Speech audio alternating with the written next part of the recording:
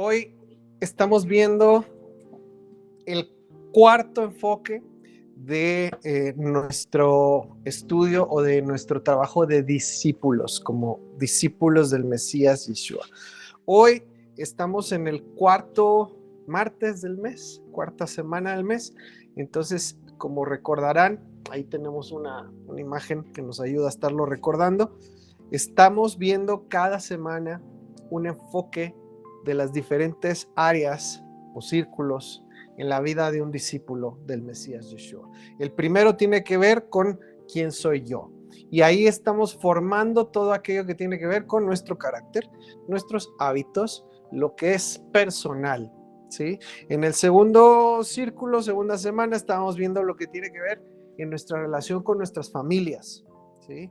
Con mi vida como discípulo del Mesías Yeshua, como hijas, como esposos, como cónyuges, lo que tiene que ver con la familia. El tercer círculo, semana, estamos viendo lo que tiene que ver con discípulos del Mesías Yeshua en la comunidad, en la Quejilá, lo que tiene que ver con mi relación con otros en la comunidad.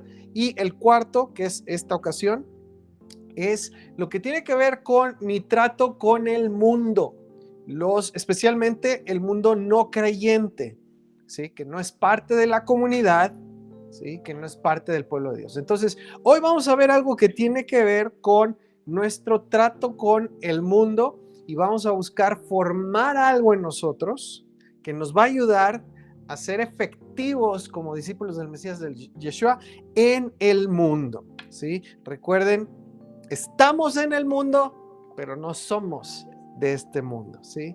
Entonces, hoy vamos a ver algo relacionado con esto y te voy a pedir un momentito, vamos a orar, ¿sí? Vamos a pedir al Señor que Él ponga sus pensamientos en nosotros, que Él nos guíe, ¿ok? Entonces, Padre, gracias por esta noche. Gracias por este tiempo que podemos tomar para estar siendo desarrollados. Señor, una rama de la vid tiene que ser podada, tiene que ser dirigida, tiene que ser nutrida, tiene que ser ayudada a crecer de una manera correcta, de una manera recta, Señor. Hoy estamos buscando permanecer unidos a ti y ser formados como discípulos tuyos, discípulos del Mesías Yeshua, nuestro Mesías. Yo te ruego, Señor, por mi vida, mi familia. Te ruego, Señor, por los que están aquí presentes, los que están escuchando en sus hogares y quienes estarán escuchando después también. Yo te ruego, Señor, ayúdanos a seguir creciendo, a seguir siendo moldeados, formados como tus discípulos, porque a eso tú nos llamaste a cada uno de nosotros, a ser discípulos tuyos. Y primeramente, nuestro trabajo es en nosotros mismos y después con otros que también quieran ser tus discípulos. Entonces, hoy te ruego, Señor, ayúdanos a ser formados en esta sesión como discípulos tuyos. Te lo pedimos todo en el nombre de Yeshua. Amén. Amén. Pues qué gusto poder tomar este tiempo juntos este día martes y vamos a entrar en este cuarto tema, cuarto círculo, cuarto enfoque que tiene que ver con nuestro lugar y nuestro trato con el mundo, los que no son creyentes primeramente. Hoy vamos a ver un tema que tiene por nombre apologética. ¿Cuántos han oído hablar de apologética alguna vez? ¿Aquí? ¿Nadie? ¿No? Acá alguno de ustedes seguramente haya escuchado acerca de la apologética. ¿Alguien levantando la mano? ¿Sí? Nada, la palabra, pero... Ok. No. ¿Qué es? ¿Para qué nos sirve? ¿Dónde aplica? ¿Dónde se usa? ¿Dónde no? Bienvenido. Entonces, hoy vamos a tratar el tema de apologética, pero ojo, específicamente dirigida a discípulos del Mesías Yeshua, ¿sí? Y va sirviendo porque es necesario aterrizarla y enfocarla en nuestro papel, en nuestro propósito como discípulos. ¿Qué significa apologética? Bueno, primero que nada, ¿alguien tiene idea de qué significa apología?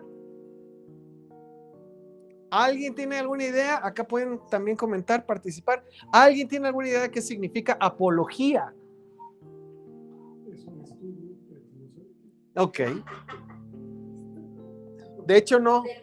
De hecho, no. Apología no es estudio. No.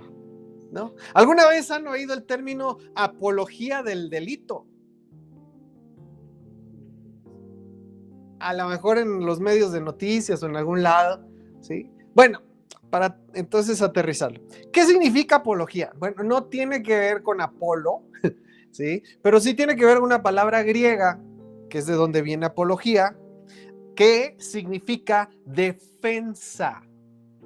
Apología significa defensa. Y puede ser una defensa de algo o de alguien, ¿sí? Cuando tú estás defendiendo a alguien, estás haciendo una apología de esa persona. Cuando estás defendiendo, no sé, la credibilidad de alguien o de algo, estás haciendo una apología de eso que estás defendiendo. Entonces, apología sencillamente significa defensa. No nos vamos a meter muchísimo en los términos, es simplemente una defensa de algo o de alguien. Ahora, apologética, que no es lo mismo, apologética es un sistema, digamos un sistema de defensa. Apologética es un sistema que busca defender y probar principalmente los principios de una religión o de una fe, ¿sí? Entonces, apologética, y esto lo puedes ver en el contexto evangélico o en el contexto católico, por ejemplo. Apologética, así tal cual, significa un sistema de defensa de los credos, de las doctrinas, de los principios de una religión o de un sistema de creencias, de una fe, ¿sí? Entonces, eso es apologética. Apologética, como te dije, generalmente se asocia con la defensa del cristianismo, ¿sí? Es una relación que ya se da por entendido. La apologética es la defensa de la fe cristiana. Y si tú lo ves en un contexto tradicional, evangélico, católico, hablas de apologética, inmediatamente estás hablando de defender la fe, ¿sí? Así es como se entiende. Pero cuando hablamos de apologética, literalmente podemos estar hablando de defender cualquier cosa. Es un sistema de defensa de un credo, una religión, una fe, que podría ser cualquiera, pero generalmente se usa más que nada hablando del cristianismo. Ahora, los apologistas, ¿quiénes crees tú que son?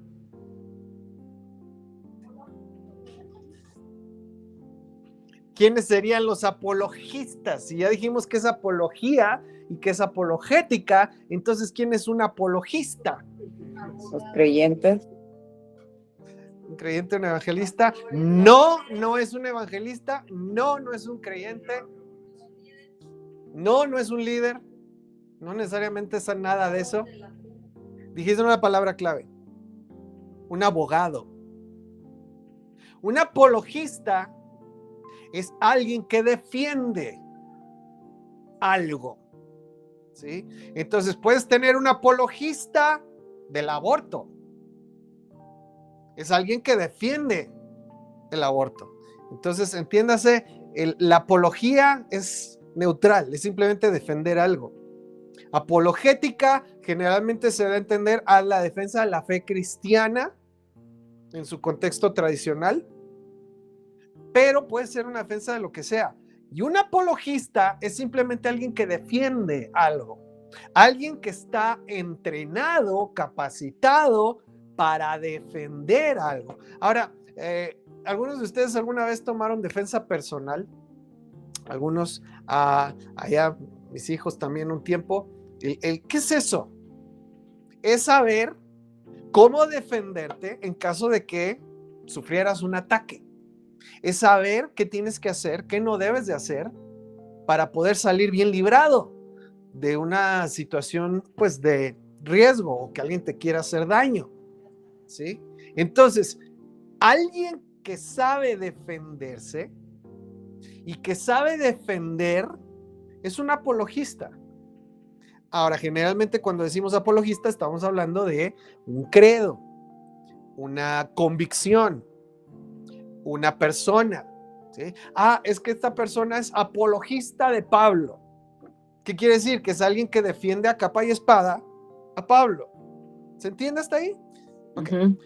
Seguimos. Entonces, ¿qué es lo que usa un apologista para hacer una apología? ¿Qué es lo que usa un defensor para hacer una defensa cuando estamos hablando de un credo, de una fe o de una ideología o de una forma de pensar? ¿Qué es lo que usa un apologista? Un apologista se vale de argumentos filosóficos, de evidencia científica, de evidencia histórica y de un razonamiento lógico. Eso es lo que usa un apologista para defender una idea, una persona, un credo, una filosofía o una doctrina, una religión, una fe. Usa argumentos filosóficos, usa evidencia científica, usa evidencia histórica y usa razonamiento lógico para poder defender, aquí específicamente hablando, un punto de vista. ¿Sí? Entonces, un buen apologista, ¿qué es lo que sabe usar para defender sus puntos de vista?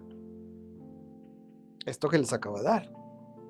Sabe usar argumentos filosóficos, sabe usar o conoce y sabe cómo usar la evidencia científica, sabe cómo usar la evidencia histórica, la historia, la arqueología, sabe cómo usar una forma de razonar lógica para defender su credo o su punto de vista. Esas son las cosas que usa un apologista, ¿sale? Ahora, todo esto, bueno, pues es para entender qué es apología, qué es apologética, quién es un apologista y qué son las cosas que usa, las herramientas, las armas que usa un apologista para hacer una apología, ¿sale? Ahora, estamos hablando de que nosotros somos discípulos del Mesías Yeshua. ¿Qué es lo que nos caracteriza cuando decimos somos discípulos del Mesías Yeshua? Que hemos puesto nuestra confianza en el Mesías Yeshua para salvación. Que hemos puesto todo nuestro esfuerzo, nuestra atención en conocer lo que Él enseña y en vivir como Él vivió. Eso es lo que nos caracteriza como discípulos del Mesías Yeshua. ¿Quién es un discípulo de Yeshua? El que anda como Él, el que vive como Él, el que conoce y enseña las mismas cosas que Él conoce y enseña. Ese es un discípulo del Mesías Yeshua. Entonces, ¿en qué manera tenemos que ser un buen apologista? ¿O en qué momento tendríamos que hacer una buena apología de lo que creemos y de lo que somos? ¿Cuándo?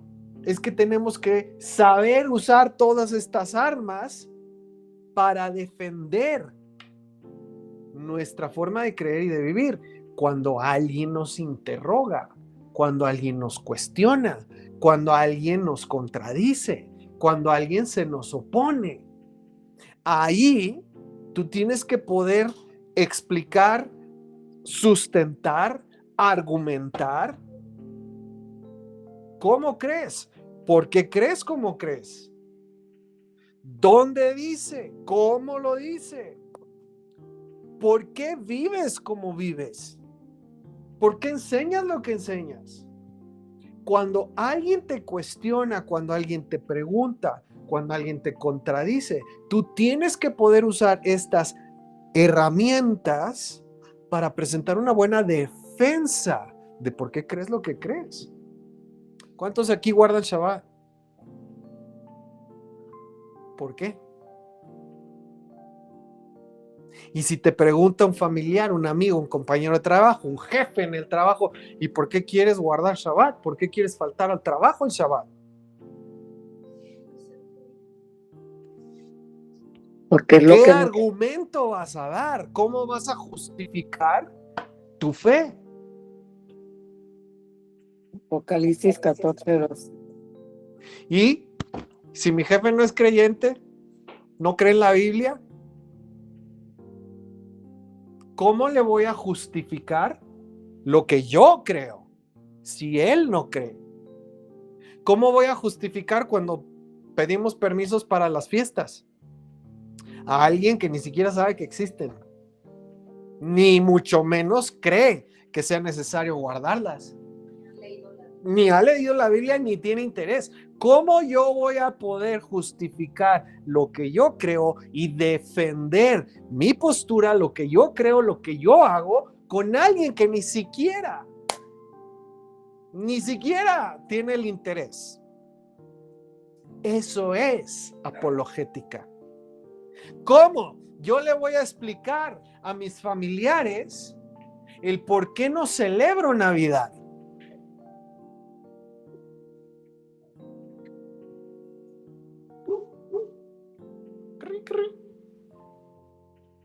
Todo eso es apología.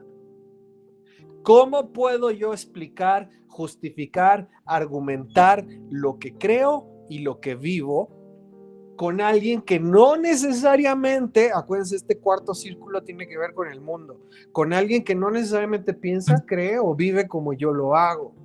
Eso es, y por eso es importante saber hacerlo. Ahora, vámonos a algo mucho más básico. Aquí estoy hablando de temas que tienen que ver con ya específicamente instrucciones que guardamos, pero simplemente con alguien, buenas noches, con alguien que ni siquiera cree en Dios.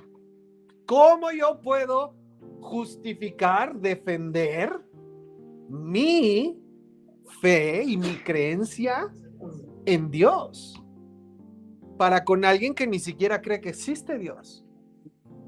Eso es apología, eso es apologética, ¿sí? Ahora, no es algo que se inventó recientemente, ¿ok?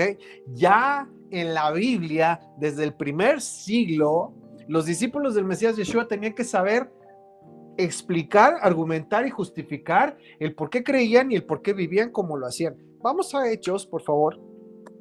Hechos 21:40. Hechos 21:40, y aquí vamos a leerlo juntos, por favor. Esto es Pablo cuando él tiene que dar una defensa de lo que él hace y lo que él cree. Hechos 21:40, esta Nueva Biblia de las Américas. Lo leemos juntos, por favor. Dice: cuando el comandante le concedió el permiso, Pablo, de pie sobre las gradas, hizo señal al pueblo con su mano, y cuando hubo gran silencio, les habló en el idioma hebreo. Hermanos y padres, escuchen mi defensa que ahora presento ante ustedes, decía Pablo, mi apología. Cuando oyeron que se dirigía a ellos en el idioma hebreo, observaron aún más silencio. Y él continuó. Ok, y ahí empieza a dar una razón y una justificación de sus acciones, ¿sí? Pablo defiende primero quién él es. Yo soy fulanito de tal, soy fariseo, hijo de fariseos, soy de tal ciudad, fui enseñado a los pies de Gamaliel, que ese era un maestro muy reconocido de la Torá de su tiempo. Entonces, él empieza a dar una justificación, un argumento que le da validez a todo lo que él va a decir, ¿sí? Está argumentando con hechos quién él es y por qué deben de tomar en cuenta lo que va a decir. Eso defiende su credibilidad, su testimonio. Y va a explicar también por qué él está compartiendo a los no judíos, a los gentiles, y ahí sí es donde se le van a voltear todos, ¿ok? Cuando dice, a mí Dios me envió a los gentiles, de ahí, no, ya sáquenlo. Pero él tiene que defender y argumentar por qué está haciendo lo que está haciendo. Ahora, ¿ante quiénes lo tuvo que hacer? Ahí estaban las autoridades romanas, estaba el tribuno romano, que eran los que de alguna manera lo estaban protegiendo, porque todos los demás se le estaban tratando de echar encima, dicen en un momento que lo querían despedazar, ¿sí? Entonces eran autoridades romanas, no judíos, el tribunal, el tribuno, las autoridades, y también estaba el sacerdote, estaban los ancianos de Jerusalén, los sí creyentes judíos.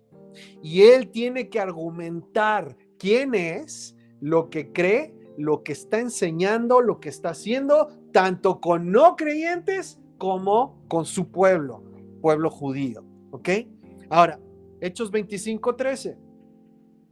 Hechos 25:13 al 17. Te voy a encargar que lo leas.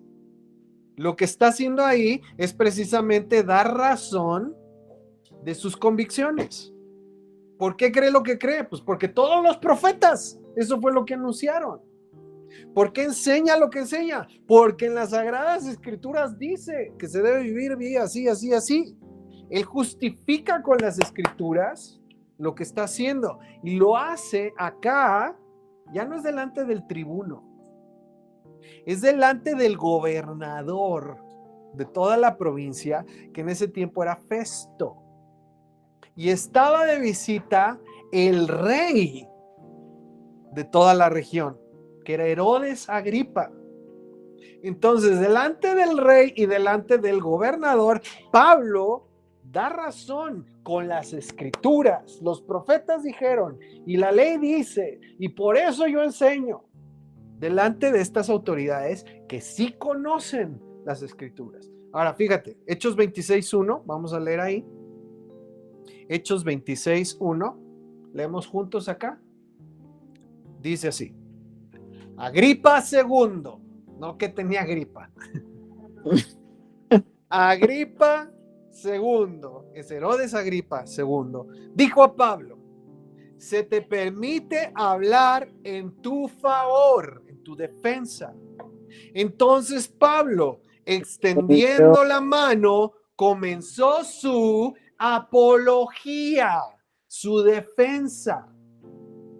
Con respecto a todo aquello de que los judíos me acusan, me considero afortunado, oh rey Agripa, de poder presentar hoy mi defensa delante de usted, sobre todo porque es experto en todas las costumbres y controversias entre los judíos, por lo cual le ruego que me escuche con paciencia. Y le empieza a contar desde las escrituras, los profetas, lo que fue anunciado, su encuentro con Yeshua, al cual perseguía a los discípulos y cómo él cambió ahí, y le empieza a dar su testimonio justificando lo que él cree y lo que él hace, ¿ok?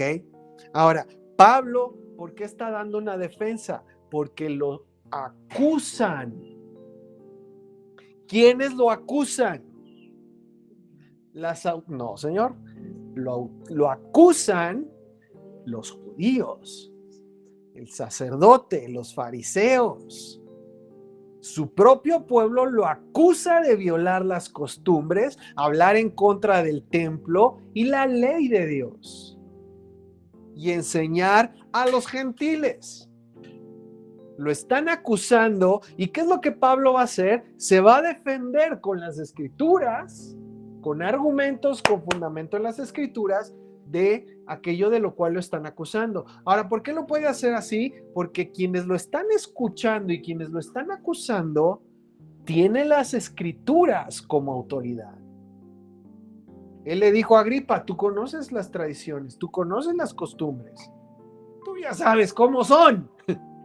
Entonces, por eso le explica con las escrituras. ¿Ok?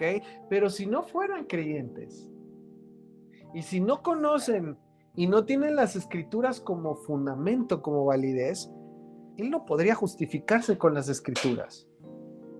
¿sí? Es como cuando alguien te pregunta, bueno, ¿y tú por qué guardas fiestas? ¿Y tú por qué guardas Shabbat? O una muy común, ¿y tú por qué diezmas? ¿Y tú por qué tienes que hacer esto o aquello?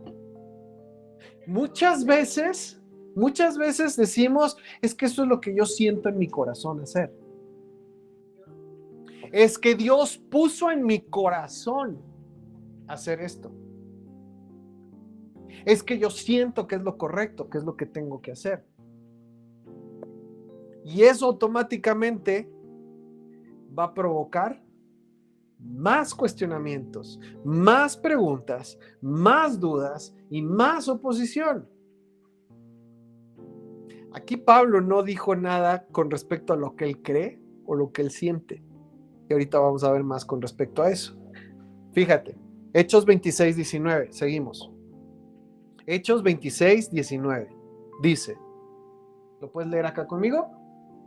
Por lo cual, oh rey Agripa, no fui rebelde a la visión celestial, sino que anuncié primeramente a los que están en Damasco y Jerusalén y por toda la tierra de Judea y a los gentiles que se arrepintiesen y se convirtiesen a Dios, haciendo obras dignas de arrepentimiento. Eso es lo que él compartió y aquí está diciendo por qué.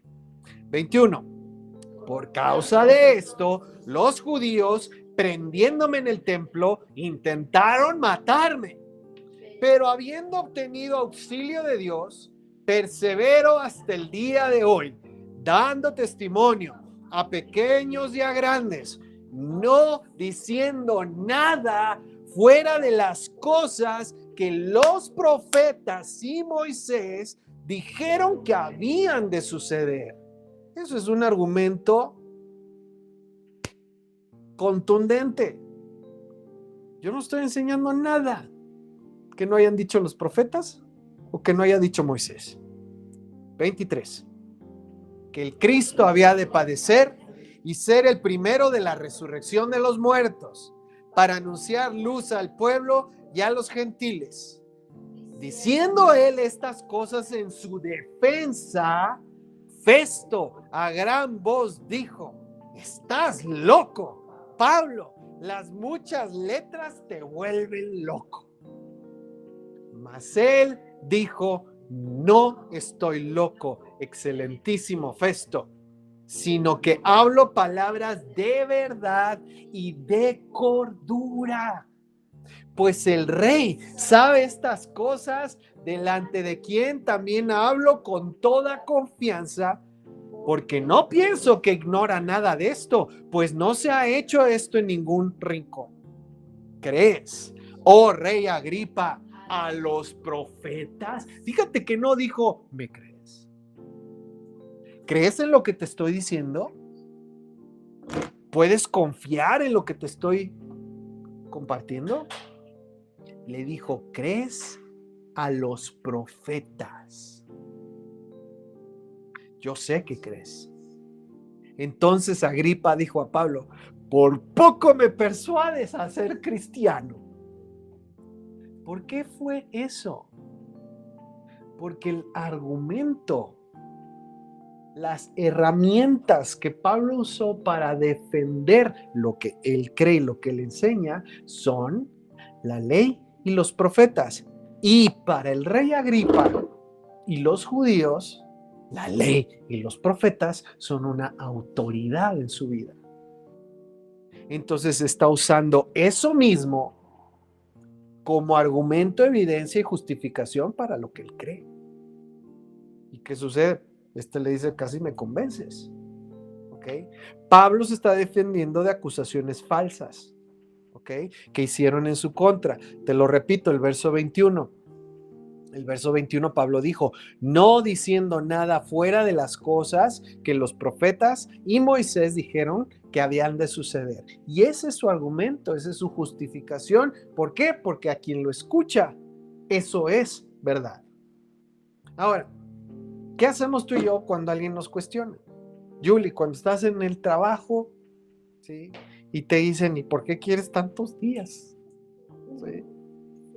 cuando estás, no sé, compartiéndole a tu familia y te dicen, es que ¿por qué ustedes son tan cuadrados y no ven y por qué no ven que todo es amor ¿y cómo te justificas tú? ¿Cómo argumentas tú? ¿Cómo te defiendes de aquellos que te cuestionan, te critican o dicen que estás en un error? Ese es el punto de la apologética y el ser buenos apologistas, ¿sí? Fíjate, nada más para rematar, Hechos 26:31. Hechos 26:31. Cuando se retiraron aparte, hablaban entre sí diciendo, ninguna cosa digna ni de muerte, ni de prisión ha hecho este hombre. Y Agripa le dijo a Festo, ¿podría este hombre ser puesto en libertad si no hubiera apelado a César? Es decir, los convenció. Su defensa fue efectiva. Ellos quedaron convencidos de que no había hecho nada ni digno de muerte ni de privarlo de su libertad. Sus argumentos, su justificación, la presentación que dio, su defensa de su fe, convenció. Ahora, la única razón por la que no lo dejan libre es porque él apeló a que era ciudadano romano y entonces se ponía bajo la justicia de la ley romana. Y por eso lo iban a mandar a Roma. Pero si no fuera porque Pablo apeló a soy ciudadano romano, ahí hubiera quedado libre simplemente por la defensa que él presentó de sus convicciones y de lo que estaba haciendo. ¿Ok? Ahora, si quieres más historia, es padrísimo, muy interesante. La única razón por la que no lo querían liberar era política. La presión del pueblo judío, la situación complicada de Roma. ¿Sí? Lo mismo que pasó con Yeshua, exactamente. Ahora, ¿sí se entiende qué estaba haciendo Pablo? Se estaba defendiendo de quienes lo acusaban. Estaba dando defensa de por qué creía, enseñaba, como lo hacía. Ahí es donde aplicó esa apología, ¿se entiende? Ve conmigo a 1 Pedro 3:13. 1 Pedro 3:13. Aquí, Pedro, hablando de esta clase de situaciones, y te lo digo porque lo hemos leído o escuchado muchas veces, en este contexto, en esta clase de situaciones, es que Pedro dice, este es Dios habla hoy, 1 Pedro 3:13, ¿quién podrá hacerles mal si ustedes se empeñan siempre en hacer el bien? Pero, aún si por actuar con rectitud han de sufrir, dichosos ustedes. No tengan miedo a nadie ni se asusten, sino honren a Cristo como Señor en sus corazones. Y ahí dice, estén siempre preparados a responder a todo el que les pida razón de la esperanza que ustedes tienen, pero háganlo con humildad y respeto, como lo acabamos de leer que hizo Pablo. Pórtense de tal modo que tengan tranquila su conciencia para que los que hablan mal de su buena conducta como creyentes en Cristo se avergüencen de sus propias palabras. Entonces, ¿en qué contexto es que Pedro dice que estén siempre preparados para responder a quien les pregunta, les cuestiona, los acusa, los ataca? Cuando te preguntan, te cuestionan, te atacan o te señalan de estar, no sé, haciendo cosas que no son. Tienes que poder defender lo que crees y lo que haces. Tienes que poder defender por qué vives como vives. Jesse, ¿nunca te han cuestionado por qué no comes puerco? ¿Y qué dices? Que no te gusta, ¿ok? Alguien dice, pues es que no es sano. Es que es una dieta. Andrés, disculpa. Ahora, quiero que medites en esto. Ese es un buen argumento sólido, una buena defensa con argumentos, con evidencia sólida.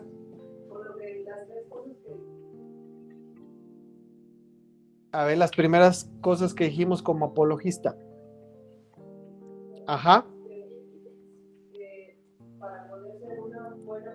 Un buen apologista. Argumentos filosóficos, evidencia científica, histórica y razonamiento lógico. Decir no me gusta, no tiene nada de eso. Estoy a dieta. No, pues qué bueno. No estás usando ninguno de esos argumentos ni evidencias. ¿Sí? Entonces mi defensa, pues a lo mejor me sirve para mí.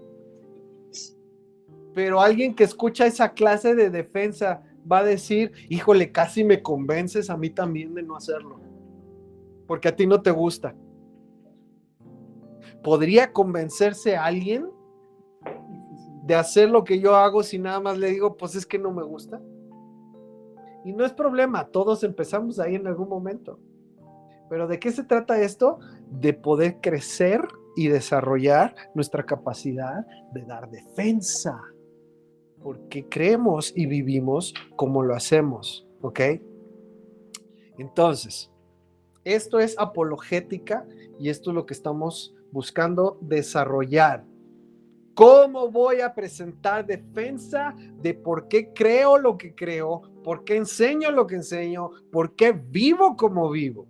Esa es la clase de defensa o apología que necesitamos poder dar de una manera efectiva. El poder justificar con argumentos el por qué creemos y hacemos lo que creemos y hacemos. ¿Ok?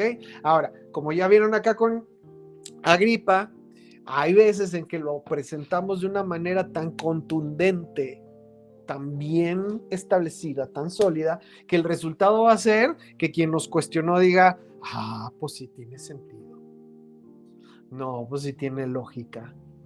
Tienes razón. Nunca lo había pensado de esa manera. O yo no sabía todos esos argumentos, evidencias que me estás dando. Sí tiene sentido, tiene razón de ser. ¿Y qué puede suceder? Que alguien que escucha una buena defensa termine por convencerse. Con todo y que ese no es el objetivo. ¿Sí? Sí. ¿Ah? Por eso la importancia de saber presentar una buena defensa, porque creo y porque vivo de la manera en que lo hago. ¿Sí? Ahora, déjame aclarar algo aquí. Muchas personas creen que necesitamos defender la verdad. En defensa de la verdad. Y quiero aclarar algo. De hecho, ha habido guerras en defensa de la fe. Y hay gente loca haciendo cosas locas, causando daño a otros, porque creen que tienen que defender su fe. Ahora déjame establecer algo aquí. La verdad y una fe con fundamento en la verdad no necesitan ser defendidos. La verdad y una fe con fundamento en la verdad no necesitan ser defendidos, necesitan ser presentados, necesitan ser expuestos con argumentos sólidos, con una buena justificación. ¿Sí? Cuando tú expones, presentas la verdad con una buena justificación y con buenos argumentos sólidos, entonces muchas personas creen en la verdad. Porque está bien presentada, está bien expuesta, está bien sustentada. ¿Qué haces? Pues te convences de la verdad. ¿Sí? Entonces, la verdad o una fe fundamentada en la verdad no necesita ser defendida, necesita ser expuesta, necesita ser presentada con buenos argumentos, con buenas evidencias. ¿Ok? ¿Qué pasa cuando yo trato de presentar la verdad que conozco? La palabra de Dios es la verdad. ¿Qué pasa cuando trato de presentar la verdad o cuando trato de presentar mi fe, que está con fundamento en la verdad, pero no tengo argumentos que lo sostengan, que lo justifiquen, que den una razón a alguien para considerar la verdad. Ahí es donde a veces está el error, ¿sí? Mi fe no necesita defensa. La verdad no necesita defensa, necesita que se exponga de la manera adecuada, que se presente de una manera adecuada, con argumentos sólidos, con fundamentos, como ya dijimos, que son irrefutables. Y nuestra fe tiene que ir acompañada de nuestras acciones.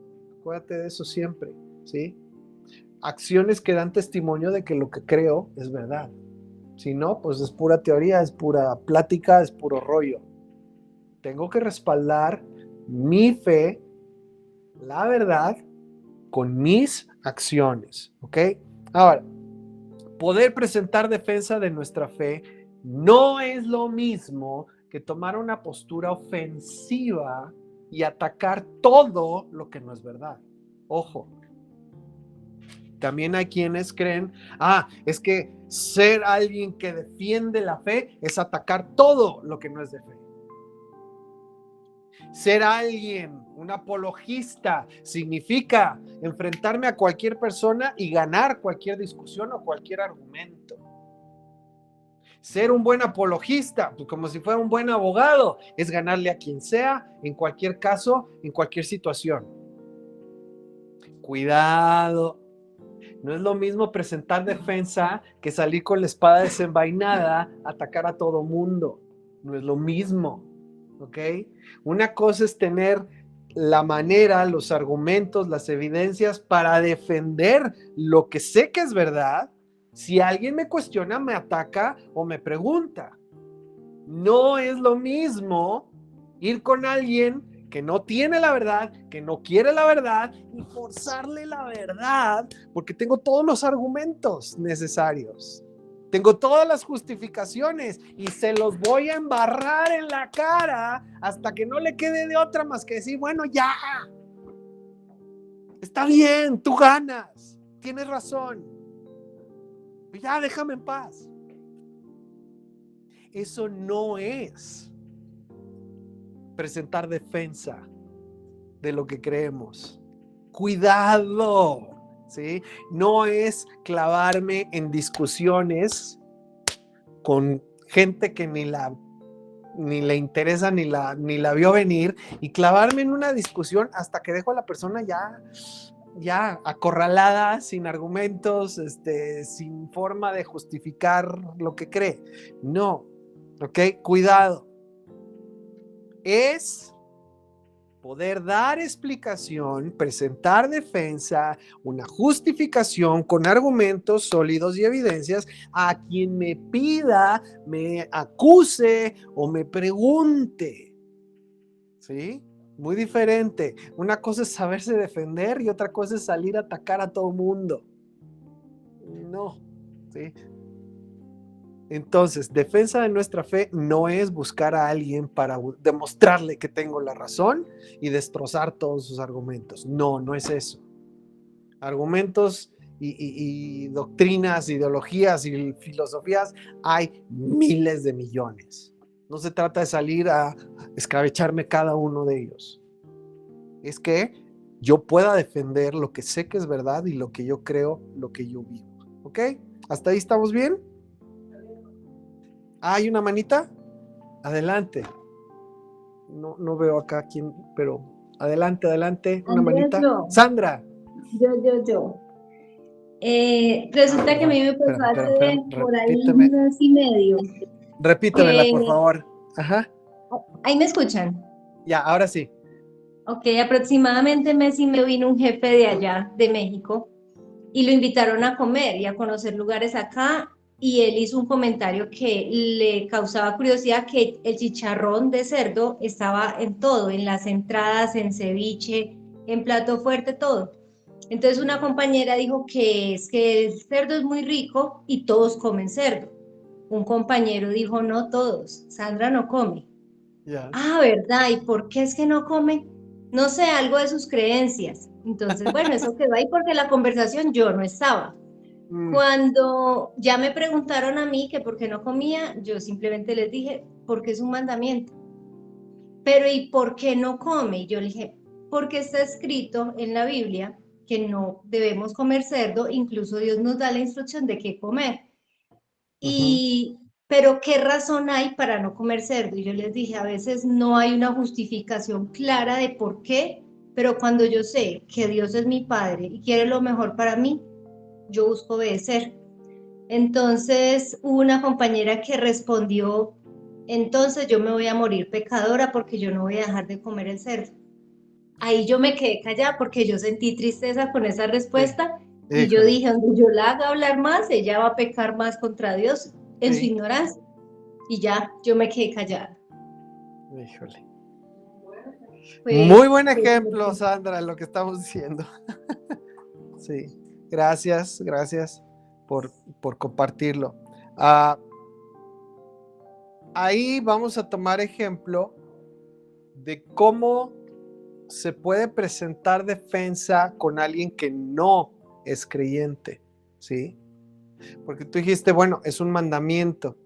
Ahora, también podríamos decir, bueno, ¿por qué Dios pide ciertas cosas de aquellos que son parte de su pueblo como señales, como distintivos, que tienen muchos propósitos, algunos se conocen, otros no, pero como yo soy y yo quiero ser parte de ese pueblo, yo voluntariamente tomo esas instrucciones y voluntariamente me someto a ellas, como por ejemplo no comer cerdo, no que sea algo que Dios le requiere a todo el mundo. Y de alguna manera eso me evita como el conflicto, como el ataque, como el evidenciar a quien no lo hace, pero sí deja claro que es algo que Dios pide de quienes son parte de su pueblo. Ahora, más allá, sí podríamos entrar con los argumentos científicos. Y ahorita vamos a ver por qué, ¿sí? Sigan conmigo, ahorita vamos a ver específicamente por qué. Ahora, lo único que quiero dejar hasta aquí claro es, no es lo mismo saberme defender y presentar razón de lo que creo y lo que hago, a andar buscando pleitos y andar buscando evidenciar o confrontar y ganar discusiones. No es lo mismo, no tiene nada que ver. Te lo digo ¿por qué? Porque en el contexto de raíces de la fe, ¿sí? Se hace mucho. Y a cada rato encuentras personas, por ejemplo, en redes sociales, dándole de espadazos parejo a todo el que lea, creyendo que en realidad están presentando una defensa, cuando en realidad están usando todo lo que saben y tienen para venir en contra de todos los que no lo hacen. Y eso es contraproducente muchas veces. No se trata de convertirnos en expertos para hacer buscapleitos y ganar argumentos. Eso no nace del amor, eso nace del ego. Voy a demostrar que yo tengo la razón, voy a ganar los argumentos y voy a demostrarte que tú estás en un error. Eso no nace del amor, eso nace del ego y va a acabar mal, con todo y que gane el argumento. No es así. Y no es apologética y no es una apología. ¿Por qué? Porque para empezar no es una defensa, es un ataque. Y no es lo mismo. ¿Sí? Mi objetivo con esto, con el trabajo que estamos haciendo y vamos a hacer, es que tú sepas en qué crees. Que tú sepas por qué creemos esto. ¿Sí? De tal manera que si alguien te cuestiona, te pregunta, tú puedas decir, como sucedió ahí, por qué lo creo y por qué lo hago. ¿Ok? Ese es el objetivo de una buena apologética. Y si es necesario saber, hasta cierto punto, de dónde viene quien me va a cuestionar. Si estamos hablando de un no creyente, yo sí necesito saber qué es lo que está en la mente de ese no creyente hasta cierto punto para saber cómo presentar defensa de lo que creo. Si yo me voy a defender de alguien que está a favor de una ideología, yo tengo que saber qué están pensando hasta cierto punto para saber cómo defender de manera efectiva lo que yo creo con esa persona que tiene esa manera de pensar. ¿Sí? Entonces sí, también tiene que ver el conocer a quien te ataca para saber cómo defenderte efectivamente. ¿Sí? Ahora, entonces, queda claro, mi objetivo con esto no es que salgas aquí a atacar a medio mundo, es que sepas cómo defenderte y resistir los ataques de quien sea que te acuse, te cuestione, como vimos el ejemplo de Pablo. Y eso puede venir tanto de tu casa y tu familia, como de tu lugar de trabajo, como gentes que pues, a lo mejor no conoces. Puede venir de cualquier lado, ¿ok? Ese es el objetivo, sabernos defender y saber cómo justificar y presentar un buen argumento sólido de por qué creo y vivo como lo hago. Ahora, vamos a entrar acá en otro punto. La verdad. La verdad. Hay dos tipos. Vamos a manejar aquí dos tipos de verdad. Y ahorita vas a ver cómo prácticamente todo lo que consideramos verdad va a entrar en una de estas dos categorías o tipos. Primera, la verdad puede ser objetiva o segunda, puede ser subjetiva. Puede ser verdad objetiva o puede ser subjetiva. Te doy un ejemplo de esto. Una verdad objetiva, yo existo. Gaby, tú existes. Javier, tú existes. Una verdad objetiva. Todos ustedes están aquí hoy. ¿Alguien puede negar que yo existo? ¿Que tú existes? ¿Alguien puede negar que estás aquí hoy? Pues lo puede intentar, pero no se va a sostener el argumento. ¿Por qué? Porque esto es una verdad objetiva. Es verdad donde sea, cuando sea, para quien sea. Eso es una verdad objetiva. Ahora, una verdad subjetiva es, por ejemplo, lo que tú opinas o lo que tú crees o lo que tú percibes del mundo. Esas son verdades subjetivas. Yo creo que hace calor. Y alguien me puede decir, pues yo creo que hace frío. Y para ti es verdad que hace frío. Y para mí es verdad que hace calor. Eso es una verdad subjetiva que va a depender de quién lo cree, lo dice, de su contexto, de su percepción. O sea, que no siempre va a ser igual, que va a variar. Esa es una verdad subjetiva. Alguien puede decir, ay, este café está muy rico. Y alguien puede decir, pues a mí no me sabe tan bueno. A mí me sabe agua de calcetín. Para mí, el café de a de veras es un café que está pero bien cargado. Esas son verdades subjetivas, dependen de la perspectiva, de la opinión de cada persona. No son siempre verdad.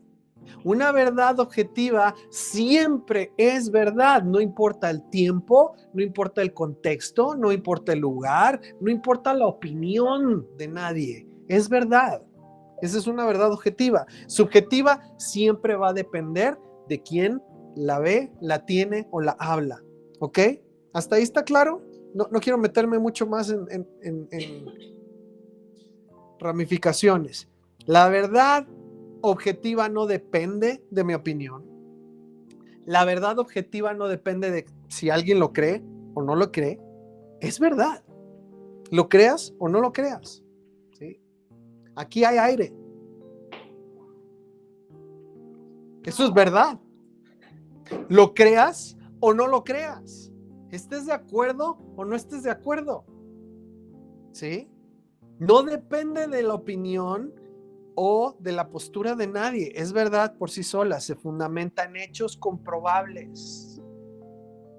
Esto es con lo que se supone que debería de trabajar la ciencia, la historia, con una verdad objetiva, comprobable, con hechos, ¿sí? Que no dependen de interpretaciones, que no dependen de posturas, que no dependen de quién, qué, cómo o dónde.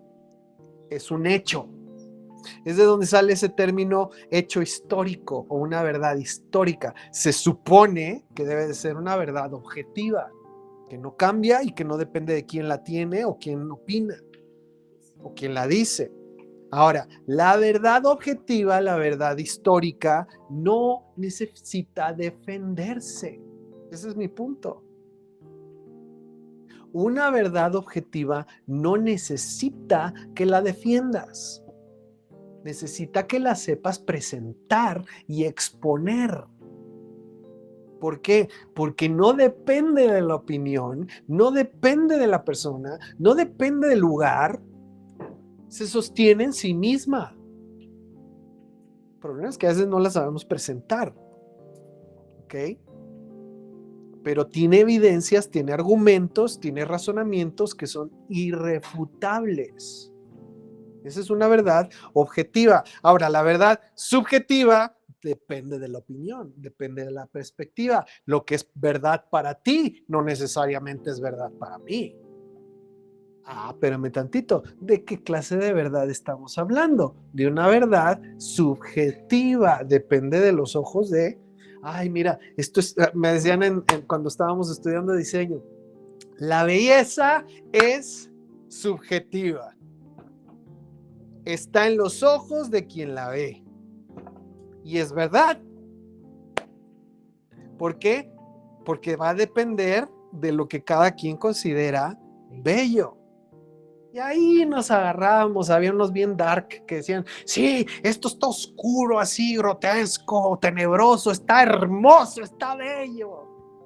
Y otros por otro lado decían, no, eso no es estético, no tiene luz, no tiene color, qué feo, está feo. Hay una belleza que tiene que ser así estándar para todos. Y ahí era la lucha de toda la vida. Pues no, es subjetivo. Gracias a Dios. ¿Sí? Porque pues todos podemos encontrar verdad, belleza en todos lados. Eso es algo subjetivo. Lo que es verdadero para una persona no necesariamente es verdad para todos. Lo que es verdadero para un grupo de personas no necesariamente es verdad para todos. No puede establecerse como una verdad objetiva. ¿Por qué? Por falta de evidencias, de argumentos, de hechos comprobables. Y ahí es donde a veces nos metemos en problemas.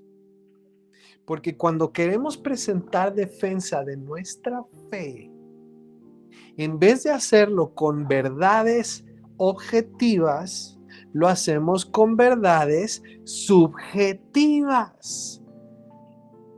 Y se cae nuestro argumento. ¿Sí? ¿Por qué tú tienes fe? Pues es que yo creo que hay un Dios. Dime una cosa, ¿eso es subjetivo o es objetivo? Es subjetivo. Tú crees, pero eso no quiere decir que todos crean. ¿Por qué tú estás orando? Es que yo creo que hay un Dios y que responde. ¿Eso es objetivo o es subjetivo?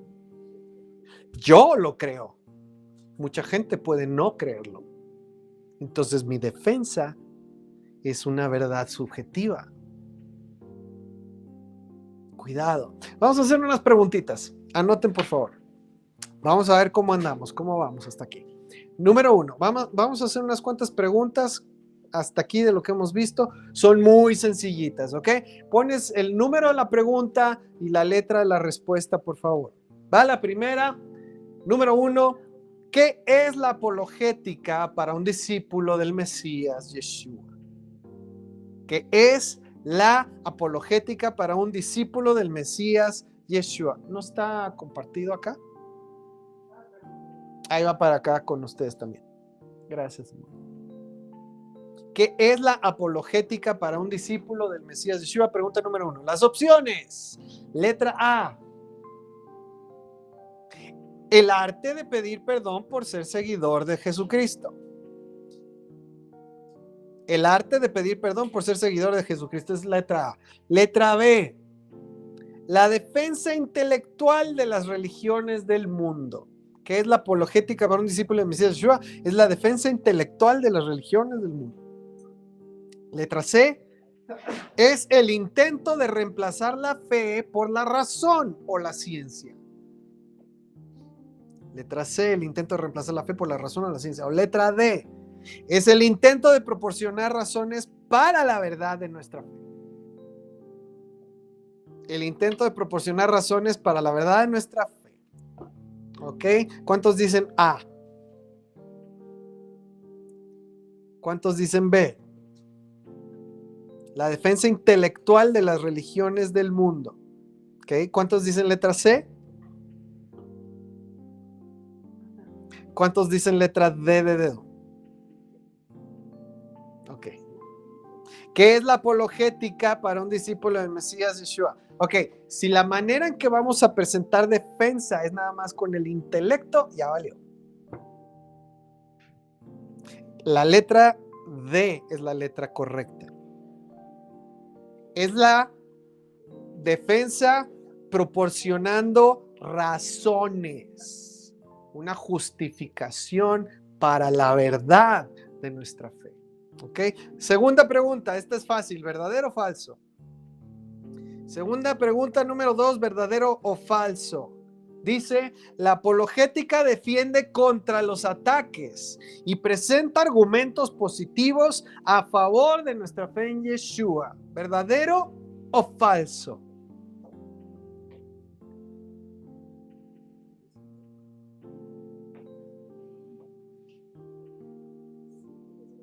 Anoten F. Verdadero.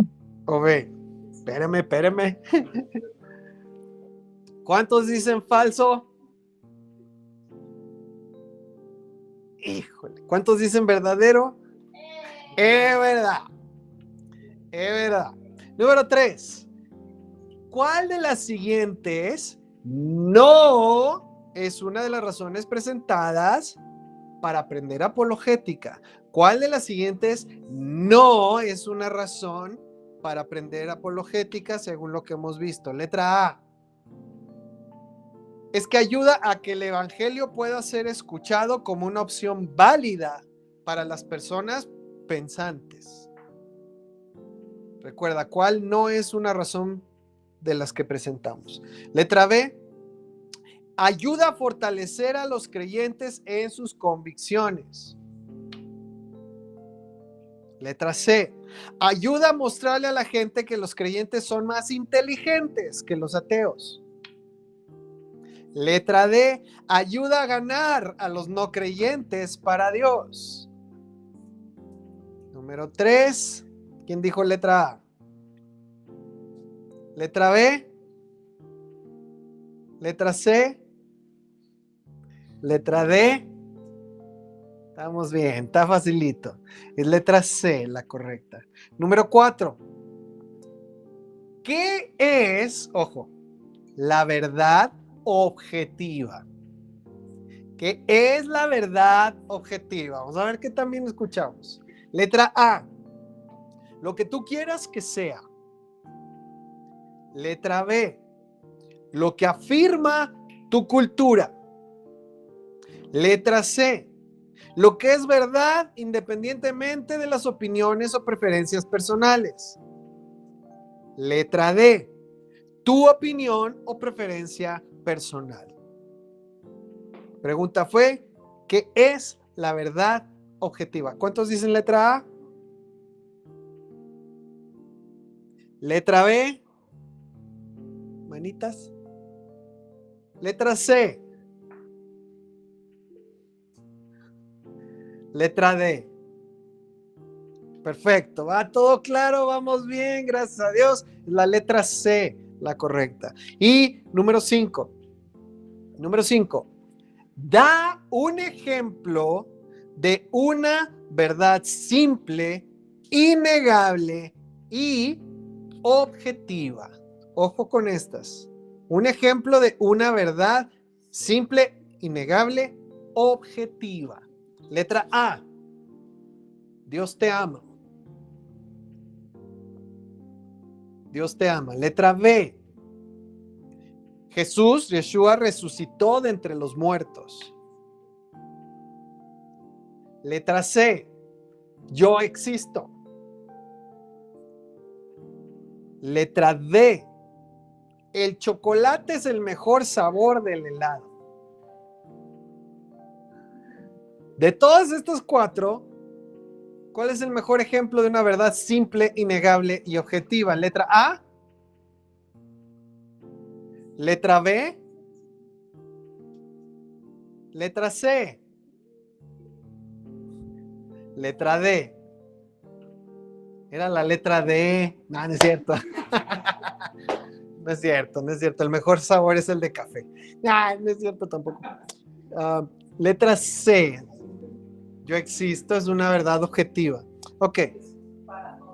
Es para todos verdad, en cualquier momento es verdad, donde sea es verdad, no importa qué pienses, qué opines, no importa cuál es tu trasfondo cultural, no importa tus convicciones. Yo existo. ¿Sí? De las 4 es la más objetiva. Ahora, vamos a ver otro tema. Vimos verdad y el otro es la fe. Fe. Ahora, en discípulos del Mesías Yeshua, uno de los primeros fundamentos, primeros pasos, ¿se acuerdan ahí en Siguiendo al Mesías Yeshua? Uno de los primeros pasos es el poder entender y saber qué es la fe. Ahora, en ese tema nos metemos principalmente en, con la Biblia, ¿qué es la fe? Ahorita lo vamos a ver desde un punto de vista no escritural, sino práctico, ¿ok? O sea, aquí no es para decir, es emuná y es pistis y eso es desde un punto de vista de la escritura. Ahorita, desde un punto de vista práctico, ¿ok? Vamos a ver el tema de la fe. Y vamos a poner una definición, no como ley, simplemente algo que nos ayude a entender qué es la fe en un sentido práctico. Te la pongo acá. La fe es confiar en lo que uno tiene. No, perdón. La fe es confiar en que, está mal escrito, perdón. La fe es confiar en que lo que uno cree, faltó cree. La fe es confiar en que lo que uno cree tiene buenas razones para pensar que es verdad. ¿Sí? Una manera sencilla, práctica. Esto no es punto de vista ni teológico ni escritural. La fe es confiar en que lo que uno cree tiene buenas razones para pensar que es verdad. La fe no es ciega, es razonable. Y ahorita te lo voy a mostrar. La fe no es ciega, es razonable. Fe es creer que lo que yo confío o creo tiene una buena razón para pensar que es verdadero. Por ejemplo, cuando tú vas a comprar, cuando tú vas a hacer un negocio, no sé cuántos de ustedes alguna vez han comprado un coche, ¿sí? Algunos han comprado a lo mejor una consola de juegos, una computadora, has comprado un teléfono, ¿sí? ¿Todos han comprado algo de esto? Ok. Tú tienes fe en que lo que estás comprando va a servir para lo que se supone que sirve. Cuando tú estás comprando, tú tienes fe de que lo que compras hace lo que dicen que hace.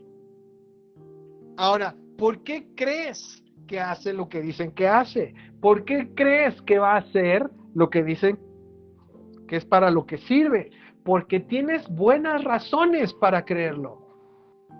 ¿Cuáles serían esas buenas razones? ¿Por qué tú crees que tu teléfono, cuando lo compraste, servía para hacer llamadas? Porque estaba nuevo, ¿ok? Porque vi otras personas llamando, ¿ok?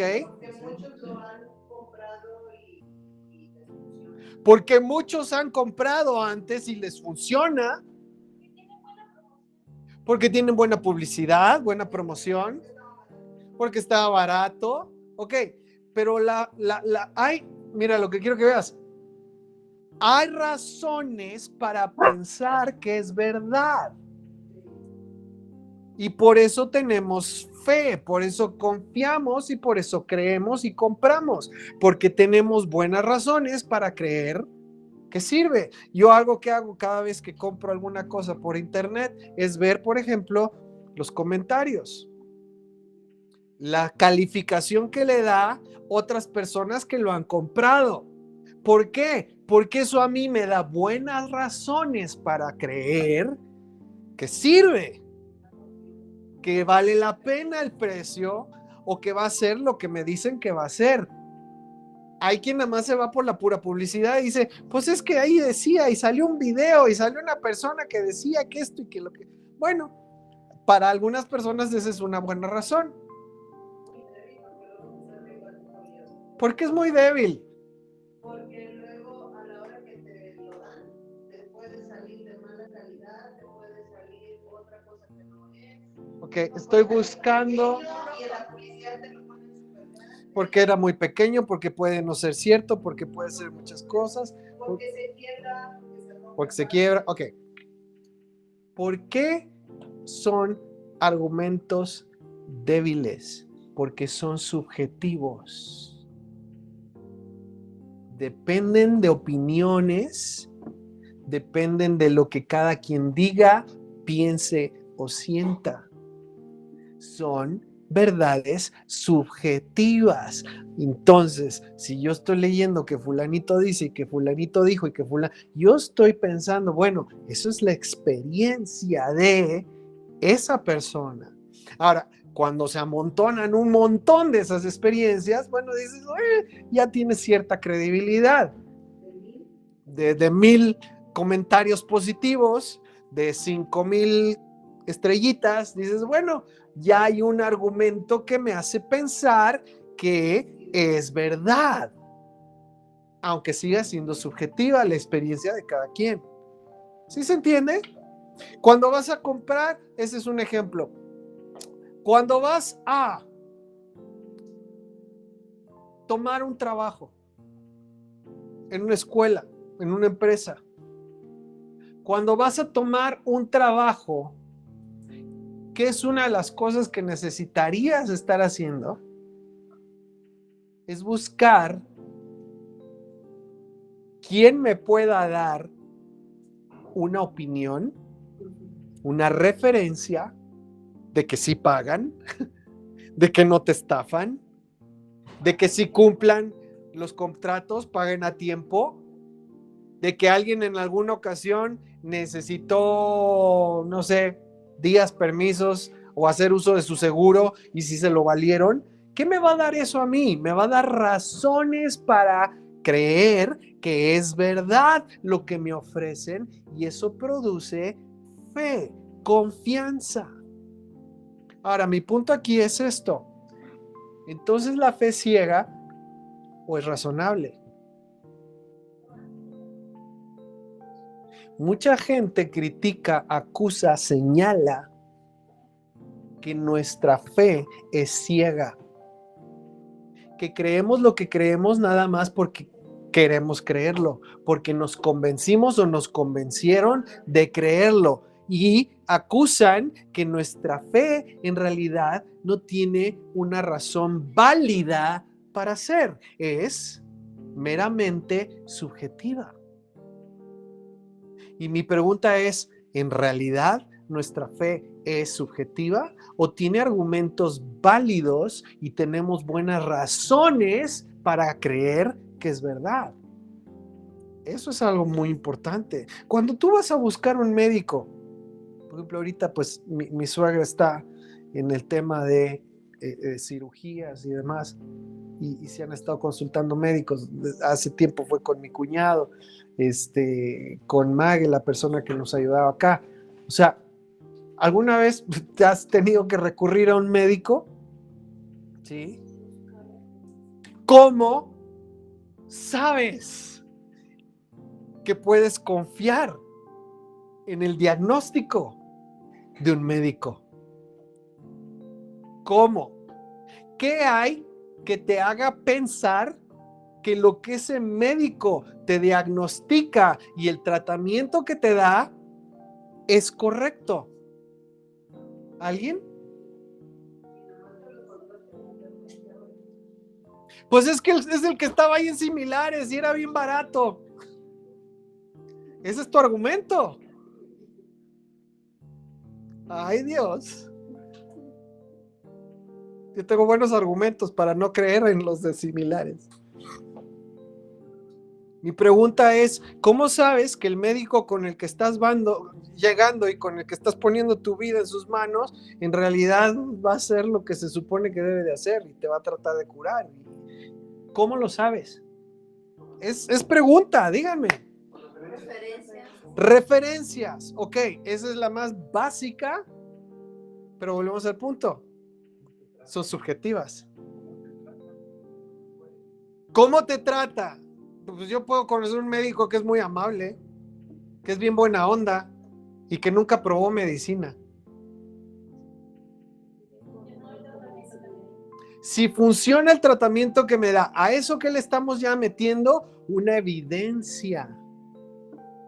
¿Sí? Una evidencia de que ya hubo un caso y fue positivo. Ok, pues nos estamos brincando lo más básico. Porque tiene un título de medicina. Eso es lo más básico. Milton, acá, adelante. Espérame, Sí, es lo que iba yo a comentar, que no tenga un título chocolate. Que no tengo título chocolate. Patito. Exacto. Falso. Así es. Y bueno, eso es lo esencial. Obvio, hay quien tiene mucha experiencia, quien tiene muchas buenas experiencias, antecedentes, evidencias, casos que respaldan su capacidad, ¿sí? Pero la manera en que yo sé que un médico puede hacer lo que dice que puede hacer, bueno, primero antes que nada, pues es que haya estudiado lo que dice que sabe, ¿sí? Que eso se está convirtiendo en un problema, porque ahora pues muchas personas pueden tener un título sin estar realmente calificadas para hacerlo. Hasta los expresidentes. Bueno, entonces lo que está sucediendo es que el instrumento que teníamos para validar nuestra confianza está tambaleándose. Ya no va a ser suficiente.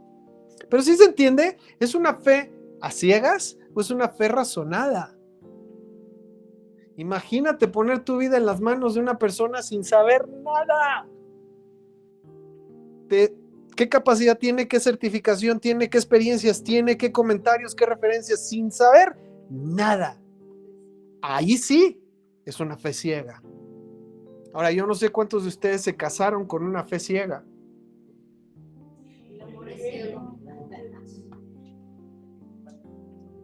¿Qué hacemos o deberíamos hacer en las decisiones más importantes de nuestra vida? Tener razones, argumentos, evidencias en las cuales estamos poniendo nuestra fe, nuestra confianza. Es una fe razonada, no ciega. Ahora, lo más tremendo es que Dios no pide que tengamos una fe ciega. Nunca. Y está en la palabra, mira. Rápidamente, ya tengo que irme de rumbo al final. Rapidito, Romanos 8:14. Romanos 8:14. Bueno, Romanos 8:14 al 16, ¿lo puedes leer acá conmigo, por favor? Dice, porque todos los que son guiados por el Espíritu de Dios, estos son hijos de Dios. Pues no habéis recibido el espíritu de esclavitud para estar otra vez en temor, sino que habéis recibido el espíritu de adopción, por el cual clamamos, Abba, Padre. El mismo espíritu, el espíritu mismo, da testimonio a nuestro espíritu de que somos hijos de Dios. Ok, esto es importante. ¿Cómo es que yo sé que soy un hijo de Dios?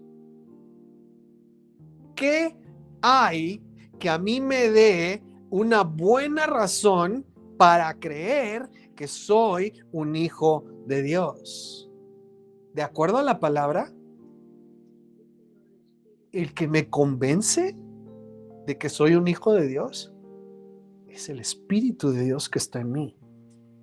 Y me da el testimonio, me da el saber, me da la evidencia de que soy un hijo de Dios. Yo creo, yo sé que soy hijo de Dios. ¿Por qué? Por el Espíritu de Dios que está en mí y me da ese testimonio, esa seguridad de que soy un hijo de Dios, ¿sí? Ahora, yo podría decirte, yo no necesito ninguna justificación, ningún argumento, ninguna evidencia más allá que simplemente que su espíritu está en mí y me da esa seguridad, esa certeza y esa convicción. Yo sé porque sé que Dios está en mí, su espíritu está en mí, Yeshua murió por mí y por medio de eso yo soy su hijo. Y tengo esa convicción y no necesito nada más. Ahora, para mí, yo sé que es verdad. Para mí, no necesito mayor prueba, mayor evidencia. Su espíritu me ha convencido. ¿Ok? Pero, si yo voy con alguien allá afuera que no es creyente, que no tiene el Espíritu de Dios y no sabe lo que es tener esa convicción puesta por el Espíritu de Dios, no lo ha recibido, no lo vive, no lo entiende. Dice la Biblia, es locura. ¿Cómo yo voy a presentar la justificación de mi fe a ese no creyente diciéndole, es que yo lo sé porque lo sé? Es que yo lo creo porque lo sé que es verdad. Es que yo lo sé porque su espíritu está en mí. Yo no necesito nada más. Pero esa persona me va a ver con cara de lo perdimos. Crazy Cuckoo de Lulu. Ahí está el problema. Lo que para mí es una verdad completamente objetiva, para esa persona es una verdad subjetiva. Pues tú crees, pero pues ese eres tú. Entonces, si a un no creyente yo le trato de dar evidencia de mi fe con algo que yo creo, no voy a lograr nada. Porque no estamos partiendo de algo que para todos es objetivo. Entonces, no es la mejor manera de presentar la defensa de nuestra fe. ¿Por qué? Porque aunque yo sé que es verdad, para el resto del mundo, pues es quién sabe, tú crees, pero pues yo no. Es subjetivo. Entonces necesito, si estoy dándole una defensa, una justificación, un argumento para que lo considere a alguien que no es creyente, necesito darle algo que para esa persona es una verdad objetiva, que no se puede negar, que no se puede refutar, que es verdad aquí, en China, donde sea, a quien sea. No algo que, pues, para mí es verdad, pero para ellos no. ¿Se entiende? Entonces, ahí es donde vamos a tener argumentos que son sólidos, objetivos, y otros que son subjetivos porque pues el resto del mundo no los cree. Por ejemplo, mira, a mí me ha tocado ver, muy rapidito, a mí me ha tocado ver de repente paneles en público, en televisión, en donde están discutiendo, por ejemplo, el tema del aborto, ideología de género. Y de repente invitan a un cristiano o a un pastor. Y la manera de presentar defensa de lo que cree, de los argumentos, del por qué sí, por qué no, pues es que en la Biblia dice, es que Dios dice en su palabra. Ya valió. ¿Por qué? Porque para un creyente eso es autoridad. Para alguien que cree hay la convicción. Pero para el resto del mundo no creyente, eso es completamente subjetivo. Tú crees, esa es tu fe, esa es tu religión, así tú piensas. Y de ahí se pueden ir por otras, ¿no? Y esa Biblia, pues ¿qué? ¿Quién la escribió? ¿Y de hace cuántos miles de años? No hay un buen argumento, no hay una buena defensa de por qué crees lo que crees. ¿Por qué? Porque el argumento para el resto del mundo es subjetivo. No puedes sustentar tu fe con alguien que no tiene fe, nada más diciéndole, pues es que yo creo, pues que Dios dice. Necesitas presentarlo con algo que para esa persona es una verdad objetiva, irrefutable. ¿Sí? Mira, es donde dice, por ejemplo, lo leímos ahí en Hechos 26-24, Festo le dice a Pablo, estás loco. Ya las letras te quemaron el cerebro. Te pasaste de filosofar y estudiar, ya lo perdimos. Y así a muchos de nosotros nos han dicho. Porque tienes que saber cómo presentar defensa de lo que crees con algo que para la persona que te está cuestionando, preguntando o argumentando es completamente verdadero y es objetivo. Es un argumento sólido. Ahora, vamos a seguir adelante. Aquí lo voy a dejar. Pero tenemos que aprender a usar una verdad objetiva, irrefutable, ¿sí? Al momento de presentar defensa de nuestra fe con alguien, recuerda que no es parte del pueblo. Por eso este círculo es el mundo. A un creyente con total certeza, seguridad y validez, la palabra dice, ¿sí? Con alguien que tiene la palabra como autoridad. Con alguien que no es creyente, que no es del pueblo, que está allá afuera en el mundo, eso no es autoridad. Entonces vamos a aprender formas, argumentos, verdades objetivas que nos pueden servir al momento de que alguien nos cuestione, nos ataque o ponga en duda o simplemente queramos compartir. ¿Ok? Vamos a ponernos en pie, por favor. Hasta aquí lo dejamos hoy.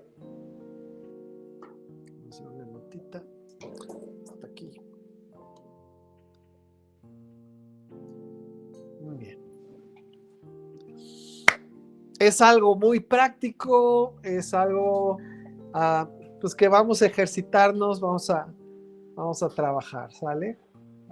Padre eterno, yo te doy gracias por esta noche. Gracias, Señor, por los temas que hemos podido tratar hoy. Te pido, Señor, que tu Espíritu traiga convicción a cada uno de tu palabra. Y también, Señor, nos dé la sabiduría de cómo es que nosotros debemos presentar defensa o razón de por qué creemos y vivimos en la manera en que lo hacemos. Especialmente, Señor, con aquellas personas que no creen, que no siguen ni valoran tu palabra, o incluso aquellas personas que ni siquiera creen en ti, que dicen que estamos locos o que ni siquiera están considerando, Señor, más allá del aquí y ahora.